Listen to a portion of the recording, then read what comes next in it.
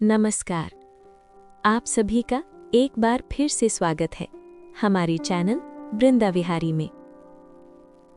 आप सभी को नवरात्रि के 5वें दिन की हार्दिक शुभकामनाएं।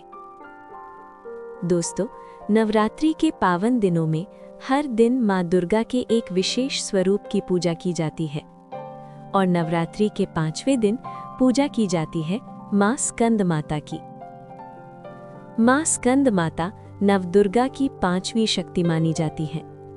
कहा जाता है कि माँ स्कंद माता संसार के हर जीव में नई चेतना का संचार करती हैं और उनकी कृपा से मूढ़ व्यक्ति भी ज्ञानी बन जाता है। स्कंद कुमार यानी भगवान कार्तिकेय की माता होने के कारण उन्हें स्कंद माता कहा जाता है।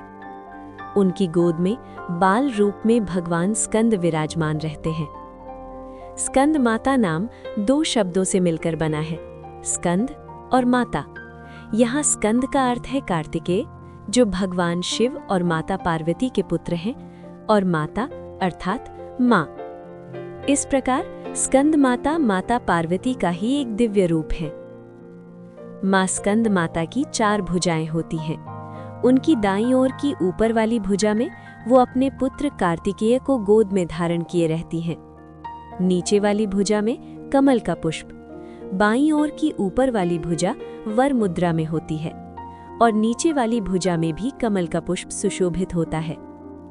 मां का वर्ण अत्यंत शुभ्र और दिव्य है। वे कमल के आसन पर विराजमान रहती हैं। इसी कारण उन्हें पद्मासना देवी भी कहा जाता है और मां का वाहन है सिंह। लेकिन दोस्तों, माँ स्कंद माता के इस स्वरूप के पीछे एक अत्यंत रोमांचक और दिव्य कथा भी है। जब माता सती ने अपना देह त्याग दिया, तब भगवान शिव अत्यंत दुखी हो गए। उन्होंने स्वयं को संसार से अलग कर लिया और एक तपस्वी बनकर पहाड़ों पर कठोर तपस्या करने लगे। उसी समय एक भयंकर राक्षस तारकासुर ने देवताओं पर आक्रमण कर दिया। उसे वरदान प्राप्त था कि उसका वध केवल भगवान शिव की संतान ही कर सकती है। इस वरदान के कारण वो अत्यंत शक्तिशाली हो गया और चारों ओर त्राही त्राही मच गई। देवता भयभीत हो गए और सभी देवता पहुंचे भगवान विष्णु के पास। उन्होंने अपनी सारी पीड़ा भगवान विष्णु को सुनाई। तब भगवान विष्णु ने कहा, यदि माता पार्वती भगवान शिव को पति रूप में पाने के लिए तपस्या करे तो संभव है कि भगवान शिव उनसे विवाह कर ले और उनके मिलन से जो संतान जन्म लेगी वही तारकासुर का अंत करेगी।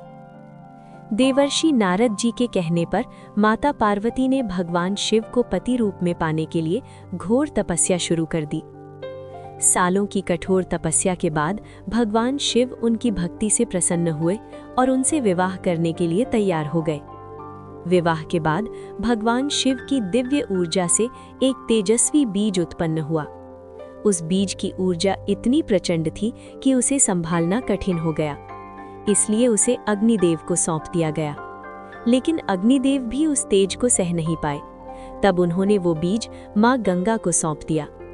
गंगा उसे बहाते हुए सरवना झील तक ले गई, जहां माता पार्वती पहले से ही जल रूप में विद्यमान थीं।